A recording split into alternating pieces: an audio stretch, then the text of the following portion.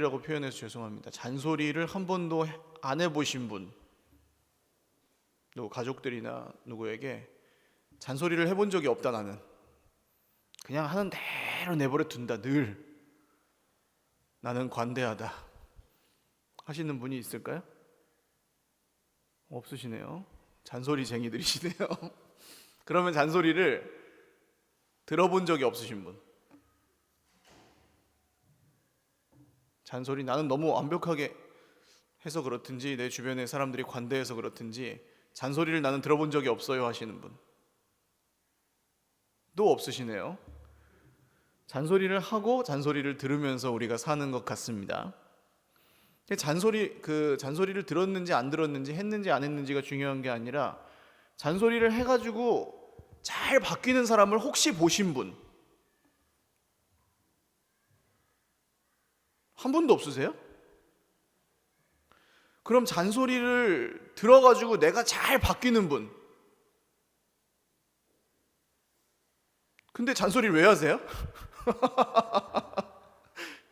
손해네요. 우리가 잔소리를 하든지 듣든지 잔소리를 해서 잘 안 바뀌는군요, 우리가 모두. 왜 근데 잔소리를 할까요? 우리는 왜 서로를 그냥 그 모습 그대로 용납하고 받아주고 이런 것들을 그래야 된다는 것을 알면서 왜 그럴까요?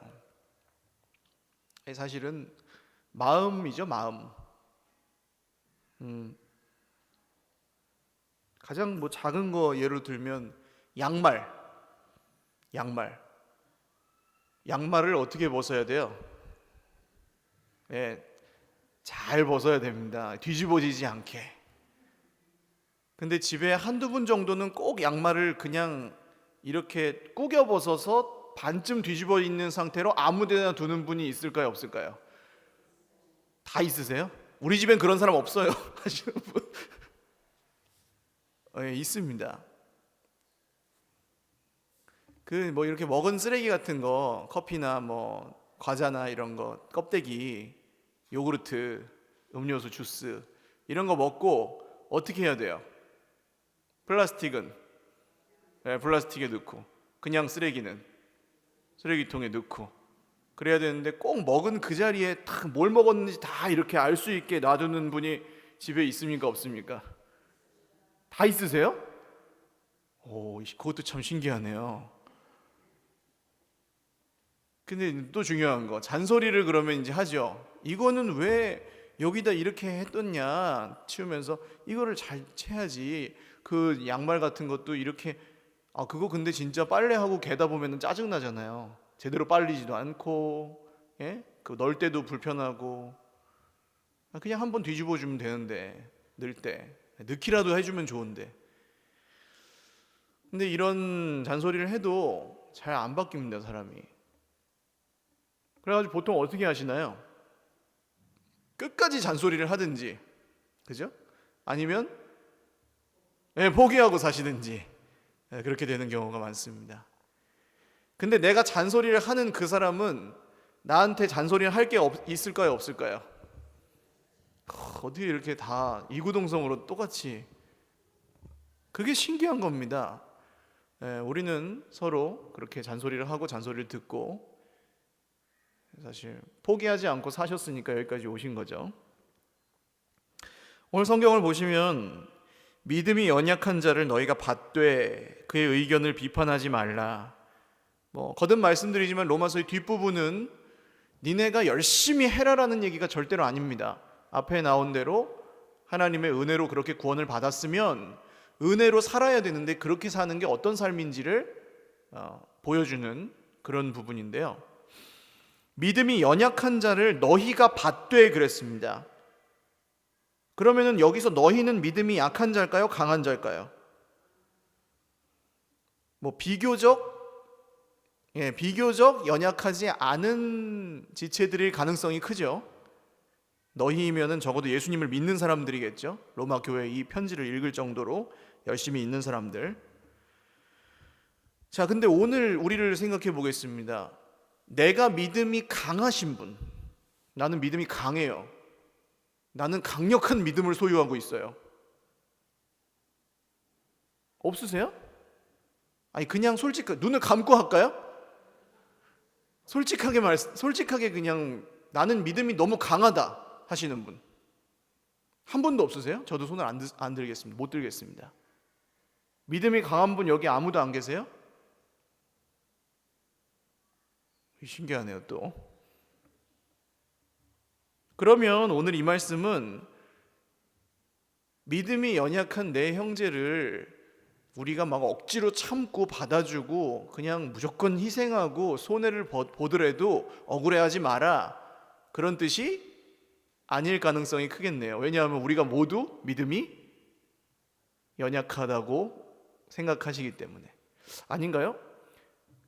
믿음이 강한 분이 없으면 그러면 나는 믿음이 좀 어중간해요, 연약하지는 않은 것 같고 어중간해요, 그런 분이 있으실까요?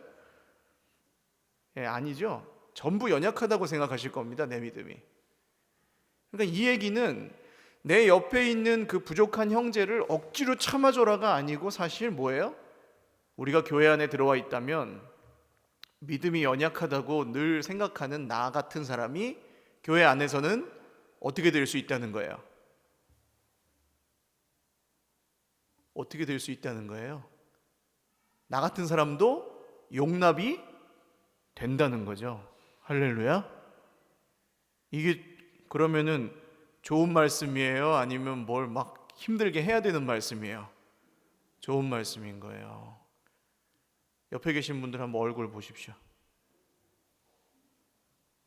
나를 받아줘서 고맙습니다. 시작. 네. 그렇죠? 나를 받아줘서 고마운 겁니다. 저 사람이 저렇게 하는데 막 하면서 이제 막 신경 쓰이기 시작할 때 오늘 이 말씀이 기억나실 수 있기를 주님의 이름으로 축원합니다. 우리는 모두 연약하고요, 모두 서로가 서로를 받아주는, 주님이 우리를 받아주셨기 때문에 서로가 서로를 받아주면서 사는 교회 안에 있습니다. 자, 그 사람을 받으라 그랬어요. 사람을 받아주라 그랬어요. 이게 무슨 뜻이냐면 그 사람의 존재를 공격하지는 말라는 겁니다. 좀 말이 더 어렵네요. 그러니까 저 사람 좀 없어졌으면 좋겠다라든지, 저 사람은 왜 여기 있지? 라든지,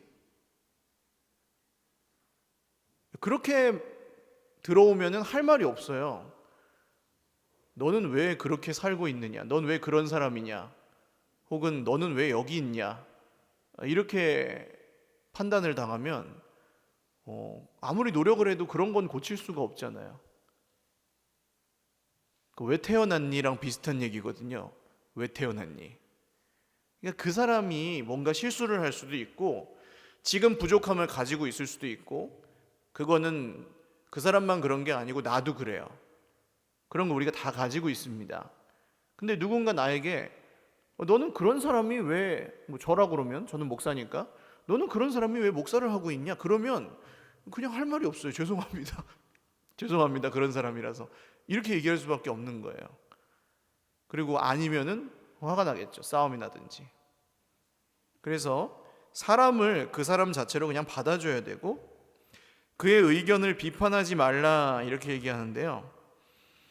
비판하지 말라고 하는 것은 뭐 말도 안 되는 얘기를, 성경에도 없는 얘기를 막 그냥 주장하고 고집을 부리는데 그걸 그냥 내버려 두라는 얘기가 아닙니다. 그럼 무슨 뜻이냐? 싸우지 말라는 거예요. 싸우지 말라는 거. 싸우지 말고 얘기를 해라라는 뜻입니다. 아기가 저희 애 둘째 같이 이렇게 좀 어린 아이가 앞에다가 이렇게 사탕을 딱 눈에 보이게 놔두고 밥 먹어라 그러면 먹어요, 안 먹어요? 그럼 밥을 먹겠어요? 사탕을 먹겠어요? 아무리 배가 고파도 자기 몸에 아무리 안 좋다는 걸 알아도 사탕이 앞에 여기 이렇게 있는데 밥 먹어라 그러면 밥을 먹어요? 안 먹어요. 그러면 그게 그 아이의 죄입니까? 아니죠. 그냥 그런 거죠. 애기니까 잘 몰라서. 아직 그런 겁니다. 그래서 만약에 내가 그 사람보다 믿음이 좀 그나마 그런 게 보일 정도로 성숙한 분이시면 아기가 사탕 있는데 사탕 먹는 거 가지고 거기다 막 열불 내면서 그 아이를 막 감옥에 보내버리면 그게 믿음이 강한 거야? 아니에요. 강한 게 아닌 겁니다. 그러니까 똑같은 수준인 거죠. 그래서 믿음이 연약한 자를 받아주시고, 나도 그렇게 받아주는 곳이 교회니까요. 믿음이 연약한 자를 받아주시고, 좀 이상한 얘기를 할 수도 있는데 거기서 바로 면박 주고 막 그건 잘못됐어, 그따위로 말하면 안 돼 라고 하지 마시고, 싸우지 않고 온유함으로 권면하시는 것이 좋겠습니다. 자, 2절을 보시면 어떤 사람은 모든 것을 먹을 만한 믿음이 있고 믿음이 연약한 자는 채소만 먹느니라. 이것은 유대인들에게 굉장히 중요한 얘기였습니다. 무엇을 먹을 것인가, 어떻게 먹을 수 있고 뭘 먹으면 안 되고. 왜냐하면 그 당시의 시대에는 정육점이 따로 있는 게 아니었어요. 대부분 정육점은 신전에 딸려 있었습니다. 고기 먹는 날은 언제냐 하면 제사를 드리는 날. 유대인들도 그랬고 그리스 로마의 신들을 섬기는 이방 우상들을 섬기는 사람들도 그랬어요. 고기가 지금도 귀하지만 지금은 좀 흔해졌네요. 그래도 돈이 좀 있어야 주고 사 먹잖아요. 근데 그 당시에는 더 귀했습니다. 그래서 아무 때나 고기를 먹을 수가 없고, 제사를 지낼 때 잡은 고기를 그 이제 신전에 붙어 있는 도축장이 있어서 보통 거기서 잡아서 유통을 시켰습니다. 그러니까 사서 먹었겠죠. 대부분 그러니까 어떤 고기예요? 제사에 썼던 고기인 겁니다. 고기는 먹으려면.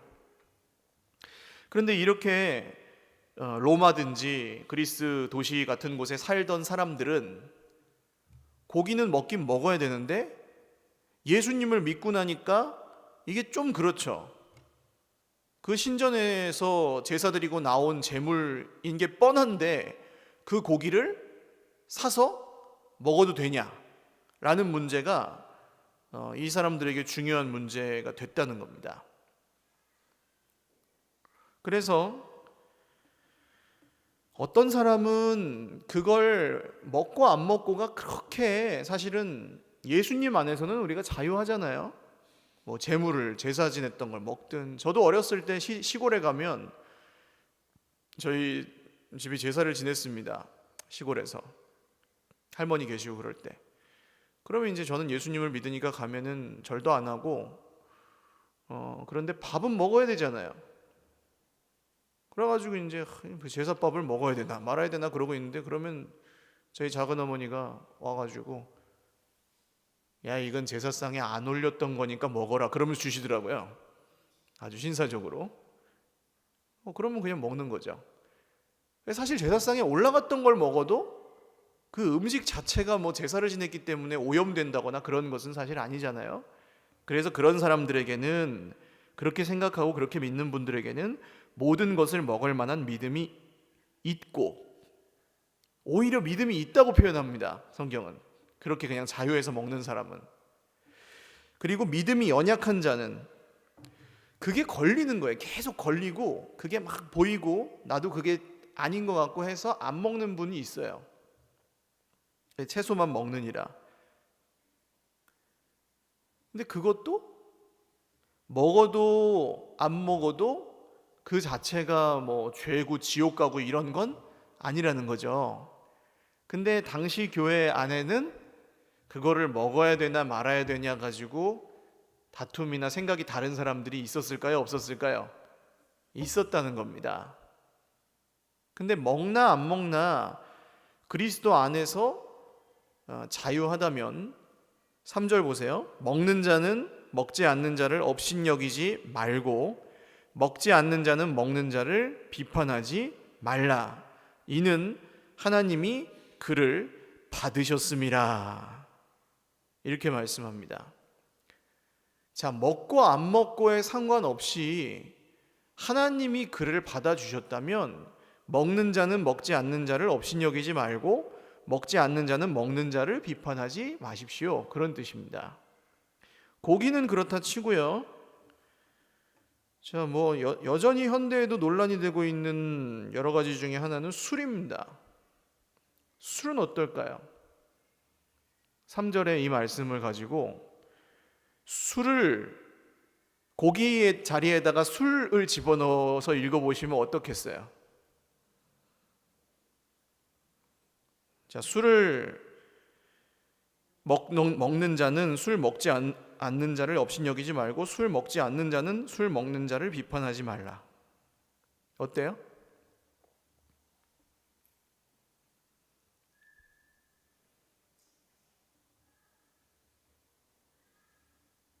술을 먹어도 됩니까? 안 됩니까?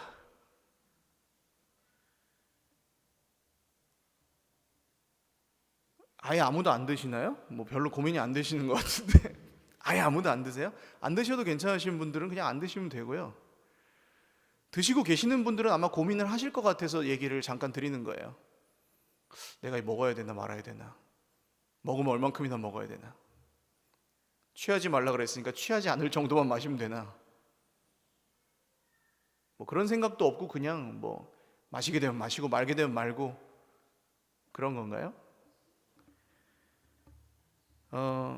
마음의 기준이 있습니다. 성령께서 예수님을 믿는 사람들의 안에 성령께서 함께 계시잖아요. 할렐루야. 매일매일 하나님 말씀 묵상하고 정말 예수님과의 인격적인 관계와 교제를 맺고 계시는 분들은 주님이 그 안에 함께 계시잖아요. 그러면 기준은 주님께 두시기를 주님의 이름으로 축원합니다. 네, 주님께 두셔야 돼요. 기준을.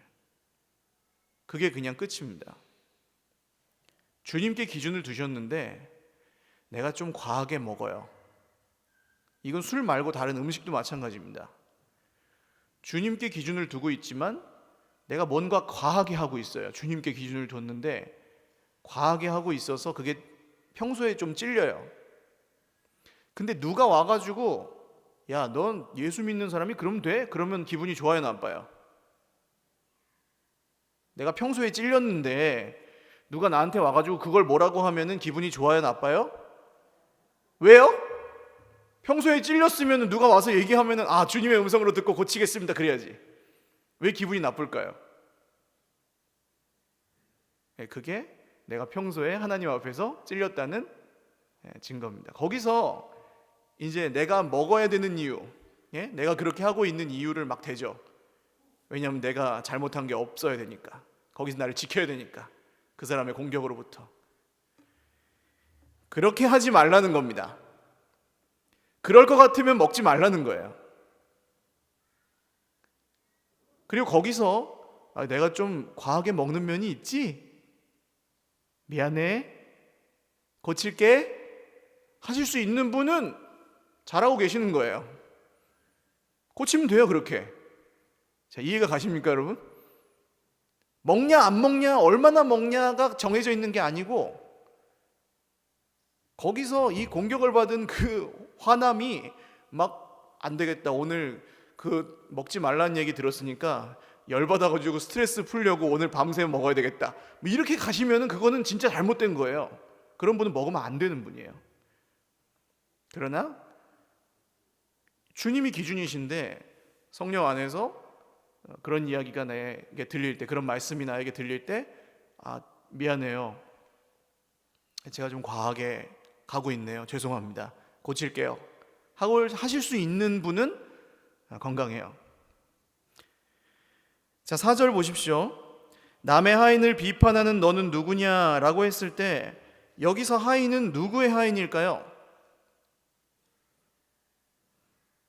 그가 서 있는 것이나 넘어지는 것이 자기 주인에게 있음에, 노예는 그렇습니다. 노예가 서 있으라고 하면 그 주인이 서 있으라 그러면 서 있어야 되고, 앉아 있으라고 하면 앉아 있어야 되고, 누워 있으라고 하면 누워 있어야 되는 게 노예입니다. 이유가 필요가 없어요. 노예는 주인이 하라는 대로 해야 됩니다. 근데 다른 주인이 와가지고 쟤는 왜 맨날 앉아 있냐, 일도 안 하고, 쟤는 왜 맨날 저러고 있냐, 그러면 그 노예는 사실 억울할 수밖에 없는 거예요. 나는 주인이 시키는 대로 하는 거니까. 근데 다른 사람이 와서 주인 노릇을 하면 그건 안 맞는 거죠. 근데 오늘 여기서 남의 하인을 비판한다고 할 때 이 하인은 사실 그 위에 구절을 보시면 누가 그를 받으셨어요? 3절을 보시면 하나님이 그를 받으셨어요. 그럼 내가 주님께서 받아주신 형제 자매 중에 한 사람을 비판하면, 정죄하면 나는 누구의 종을 비판하고 정죄하는 겁니까? 하나님의 종을 비판하고 정죄한다는 뜻이죠. 그렇게 하나님의 종을 비판할 자격이 있다고 믿는 너는 누구냐? 라고 바울이 묻습니다. 그때 그 사람은 누구인 거예요? 자기가 누구인 거예요? 그럴 때 자기가 하나님이고 자기가 주인인 거라는 뜻입니다. 이해가 가시죠? 정죄하고 비판하는 것 자체에 문제가 있지 않습니다. 잘못된 건 비판을 해야 됩니다. 그래서 고칠 수 있게 도와줘야 됩니다. 근데 문제는 뭐냐? 비판을 할 때 내가 하나님이 되고 싶은 사람이 비판을 하면 거기서 모든 문제가 시작이 됩니다. 하나님께서 주인이시고 하나님이 다스리시는 사람인데 내가 그 사람을 좌지우지하려고 하면 그게 이제 내 속에는 1%가 있든 0.1%가 있든 하나님이 되고자 하는, 주인이 되고자 하는 마음이 있다고 하는 것이죠. 아까 처음에 양말 뒤집어서 벗어놓고 치약 밑에서부터 짜고 위에서부터 짜고 이런 것 가지고도 우리는 잔소리를 주고받으면서 사는데요. 거기에 그냥 생활 습관을 단순히 고칩시다. 우리 좀 더 합리적인 방향으로 맞추어 갑시다. 라는 차원에서 하는 잔소리는 그렇게 거슬리지도 않고 또 그냥 그런 식으로 얘기를 하면 들립니다. 이거는 그냥 생활의 지혜인데요. 여성들께서 남성들에게 잔소리를 하실 때에는 잔소리만 하면, 그러니까 여성에게는 이렇게 동물에 비유해서 죄송하지만 곰과가 있고 여우과가 있습니다. 곰이 나아요? 여우가 나아요? 그거나 합니다, 사실. 그런데 곰과에 속한 분들은 어떤 식으로 잔소리를 하시냐 하면 잔소리만 합니다. 잔소리만 해요. 그러면 남자는 어떨까요? 귀를 닫습니다. 그냥 잔소리가 이렇게 슉 들어가가지고 슉 나옵니다. 안 바뀌는 이유를 아셔야 돼요. 그렇게 잔소리만 하면은 슉 들어갔다 슉 나와요. 그래서 이제 여우같이 하는 건 뭐냐 하면 잔소리를 하시되 칭찬과 더불어 하실 수 있기를 주님의 이름으로 축원합니다. 당신은 이런 게 참 좋아. 얼마나 좋은지 모르겠어. 너무 고마워. 그러다가 이제 그 정도 하시다가 아니 오빠 하셔야 돼. 그럴 때 오빠 저기 양말 저거 뒤집어진 거 좀 바르게 해가지고 세탁기에 넣어주시면 안 될까? 할까요, 안 할까요? 그래도 안 하면은 이상한 분하고 사시는 거예요 지금. 칭찬하고 남자의 그 마음을 세워주고 만져줬을 때 잔소리가 통합니다. 그러니까 저는 남자니까 알아요. 근데 이제 그냥 잔소리만 할 때, 그냥 내가 원하는 대로 어떻게 막 뜯어 고치고 싶을 때, 그때 바울 사도가 오늘 묻는 겁니다. 누가 주인이냐? 누가 하나님이냐? 너희 가정의 하나님은 누구냐? 라고 물으시는 겁니다. 우리가 누군가에게 비판을 당할 때도 마찬가지예요. 나를 비판하고 나를 막 좌지우지하려고 하는 사람, 나를 막 이렇게 쥐고 흔드는 사람이 회사에도 있으실 수 있고 가정에도 있으실 수 있어요. 내가 그런 걸 당할 때도 있어요. 그때 이걸 믿으셔야 됩니다. 그 사람이 나의 주인이 아니에요. 할렐루야. 하루 종일 그 사람 생각만 하시면 돼요, 안 돼요? 돼요, 안 돼요? 안 돼요. 아니, 목사님, 그 사람이 날 그렇게 괴롭히는데 생각이 안 나요? 밤잠을 못 자게 정도로 괴롭히는데? 그래서 누구를 묵상하는 거예요, 우리가? 그래서 누구를 묵상해야 되는 거예요? 예수님을 묵상하셔야 되는 거예요. 할렐루야. 예수님을 묵상하지 않으면 그 자리에는 누군가 다른 주인이 와가지고 계속 묵상하게 만들어요. 그래서 우리는 그 엉뚱한 주인을 묵상하지 않고 예수님을 묵상하는 겁니다. 아침에 하실수록 좋은 게 자고 일어났을 땐 조금 잊어버려지거든요. 그때 내 인생의 주인 자리에다가 예수님을 딱 갖다 놓고 사는 겁니다. 붙들고 주님 도와주세요 하면서. 다른 주인이 막 나를 억누르고 내 마음을 뺏어가려고 할 때 주님 도와주세요 하는 거예요. 자, 비판을 하실 때나 받을 때나 주인이 누군지에 대한 믿음이 중요합니다. 5절 보십시오.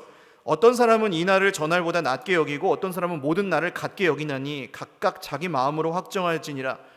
이 우상은 뿌리 깊은 우상이고 미신입니다. 요새도 그 이삿짐 센터에서 주는 달력 있잖아요. 이렇게 달별로 나와가지고 띵띵띵띵해서 음력 써 있고 하는 그 달력. 거기에는 꼭 트럭 그림이 하나 이렇게 2개 들어가 있고 거기 뭐라고 써 있어요? 손 없는 날, 손 없는 날. 그날 이사를 하면은 손 있는 날이 써 있죠. 손 있는 날. 손 있는 날에 이사를 하면 어때요?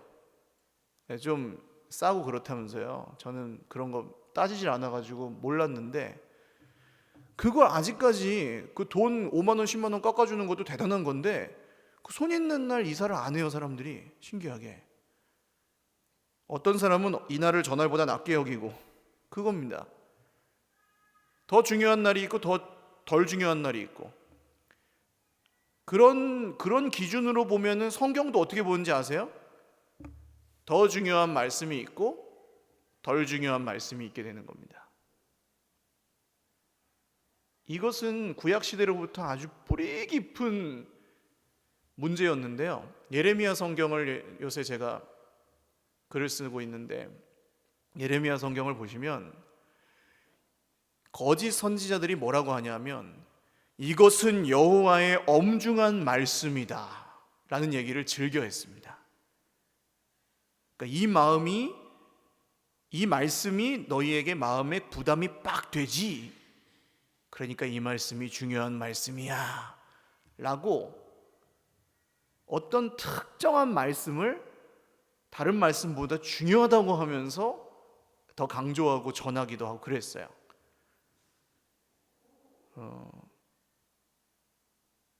그래서 예수님에게 와서 묻는 사람들 중에도 어떤 율법이 더 중요합니까? 라고 묻는 사람들이 종종 있었습니다.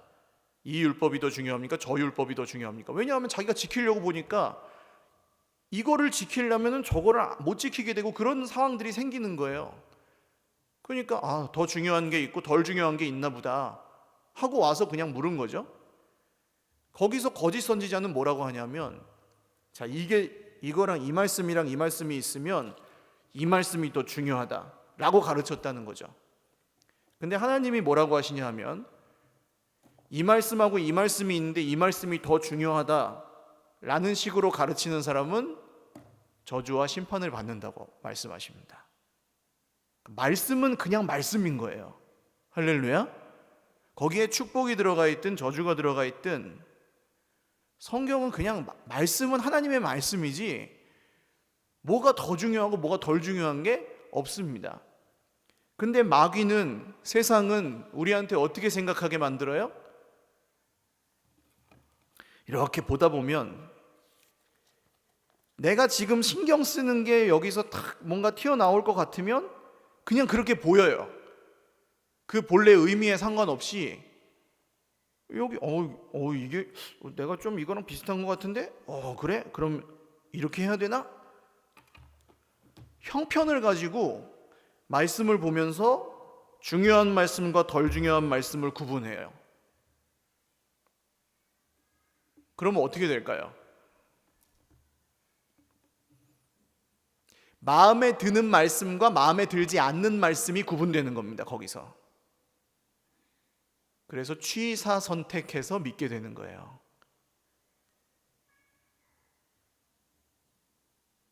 근데 이게 얼마나 문제인지 단순한 예를 들어서 말씀을 드리면, 자녀들을 키워보신 분은 아실 겁니다. 자녀가, 저희 애가 만약에 밥을 먹어야 되는 시간인데 사탕을 먹어요.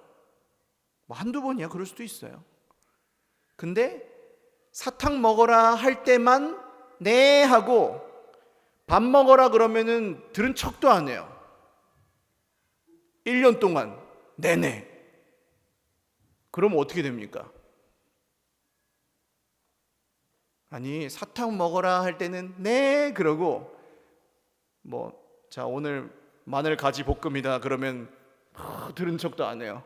그럼 어떻게 해야 되냐고요? 계속 사탕만 줘요, 그냥? 대답하게 하기 위해서? 어떻게 됩니까? 어떻게 돼요? 맞아야죠.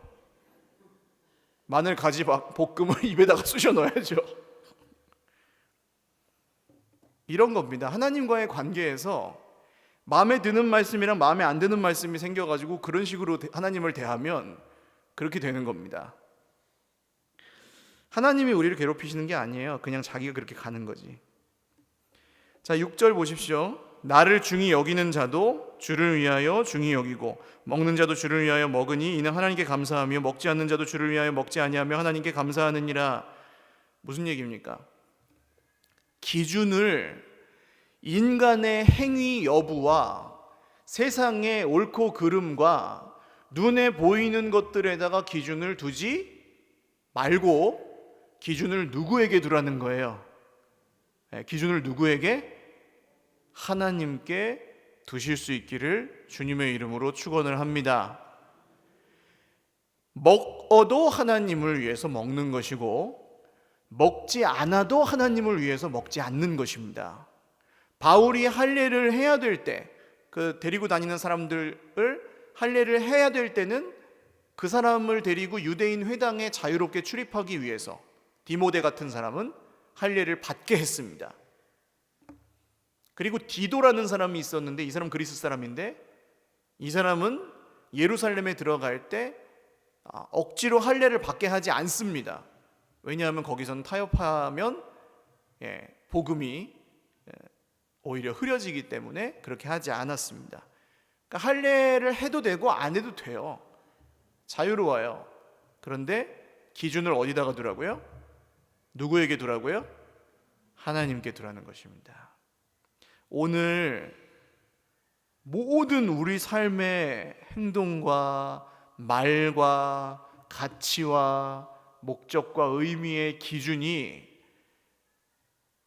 진짜 우리의 주인이 하나님이시라고 믿으신다면 하나님께 있으시기를, 그 기준을 하나님께 두시기를 주님의 이름으로 축원을 드립니다. 우리 같이 기도하겠습니다.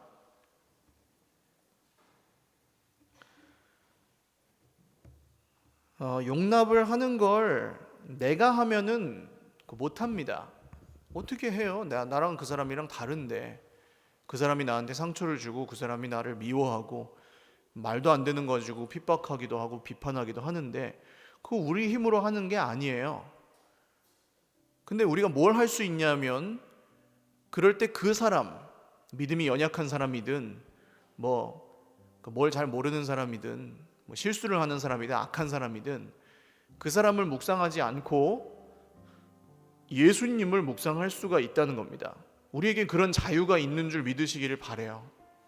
주님, 제게 주신 자유를 그 사람을 묵상하고 그 사람을 내 마음에서 막 갈등하며 힘들어하는 데 쓰지 않고 내게 주신 자유를 주 예수님 묵상하는 데 쓰겠습니다.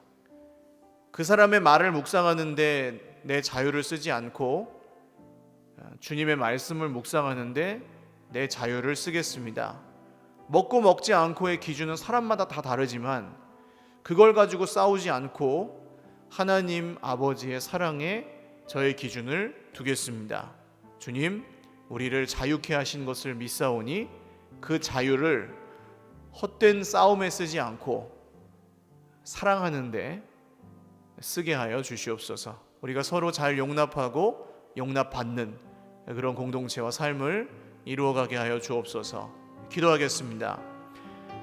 하나님 아버지, 살아가는 동안 용납해야 될 일도 있고 용납을 받아야 될 때도 있습니다. 용납해줘야 되는 사람이 있고 때론 내가 용납을 누군가에게 받아야 될 때가 있습니다. 그런데 우리는 아무 조건 없이 그냥 받아주고 그 사람 그대로 인정해주고 하는 거 참 못합니다.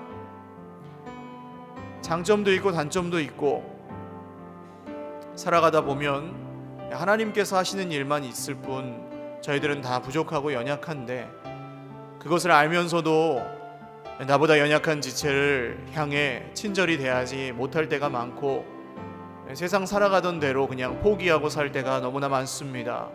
주님, 우리를 긍휼히 여겨주셔서 우리 힘으로 용납하는 게 아니라 주 예수님께서, 우리의 주인이신 하나님이 그 사람을 받으셨다면 우리는 그냥 그것을 믿는 것, 단순히 그 믿음으로 살게 하여 주시옵소서. 헛된 사람의 말을 묵상하다 상처받고 하루 종일 그 나를 힘들게 하는 사람, 나를 이전에 나에게 상처 주었던 그 사람의 그것이 내 마음을 억누르고 좌지우지하려고 할 때에 주님, 그리로 가지 않게 하여 주옵소서. 우리의 마음이, 우리의 입술이, 우리의 생각이 주 예수님을 향할 수 있도록 그때에도 우리를 은혜로 돌보아 주시고 지켜 주시옵소서.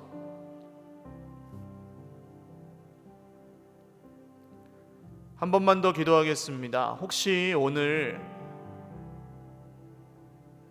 내가 그대로 받아주고 싶은데, 받아주어야 한다는 것을 아는데 딱히 다른 어떤 뚜렷한 포기하고 버리고 그러는 것도 아닌데, 그럴 것도 아닌데 참 받아주지 못하겠는 사람, 너무 힘들다. 그래가지고 그게 또 괜찮으시면 괜찮은데요, 받아주지 못하겠는 그분 때문에 예배 드리기가 힘들고 기도하기도 힘들고 참 볼 때마다 화가 나고 짜증이 나고 그런 사람이 혹시 마음에 있으신 분들은 가슴에 손을 얹고 기도하겠습니다. 이것은 절대로 부끄러울 일이 아닙니다. 내가 악해서 그런 것도 아닙니다. 그냥 우리는 원래 그렇습니다.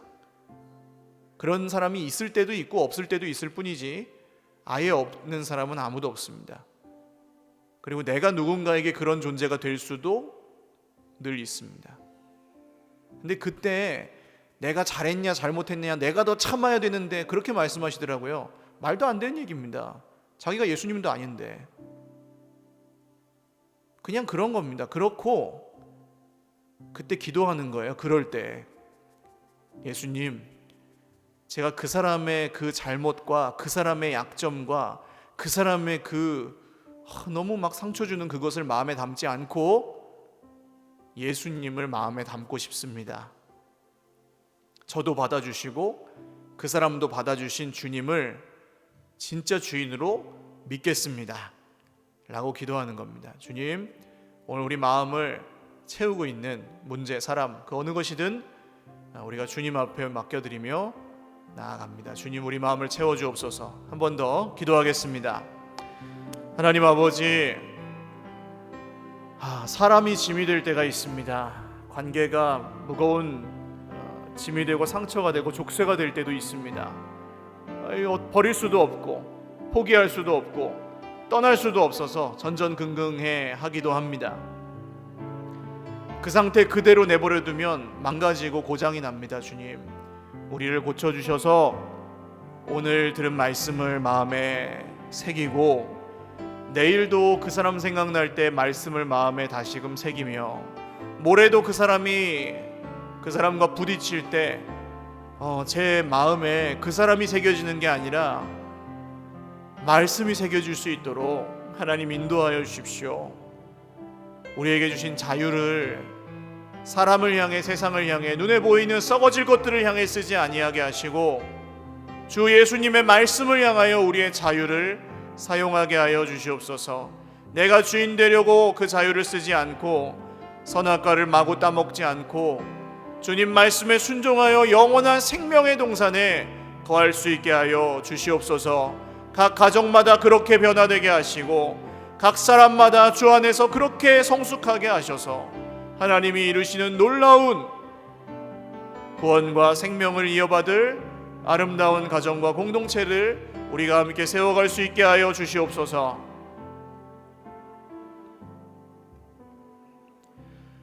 참 좋으신 주님 감사합니다. 저희들은 문제를 마음에 담고 사람을 마음에 담고 사람의 말을 마음에 담아서 말할 때에도 사실 좋게 나오지 않고 그것이 우리를 좌지우지할 때가 너무나도 많습니다. 무조건 참고 무조건 착하고 무조건 잘해야 된다고 많이 배워서 억지로 참다가 싸우거나 포기하거나 할 때도 많았습니다.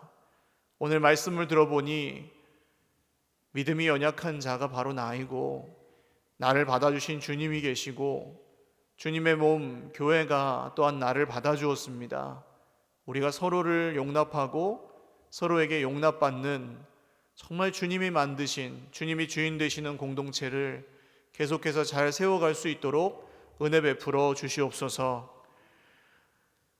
비판할 때에 주님, 무언가 잘못된 형제에게 권면을 해야 할 때에 주님의 말씀과 하나님 아버지의 마음이 늘 기준이 되게 하시고 한마디 권면이 쉽게 나오지 않도록, 그리고 온유함으로 경책하고 권면할 수 있도록, 그래서 성령이 주시는 변화와 회복이 우리의 삶 가운데 서로의 관계 속에서 드러날 수 있도록 주님 몸된 교회와 모든 속한 가정 위에 변화와 성숙을 허락하여 주시옵소서.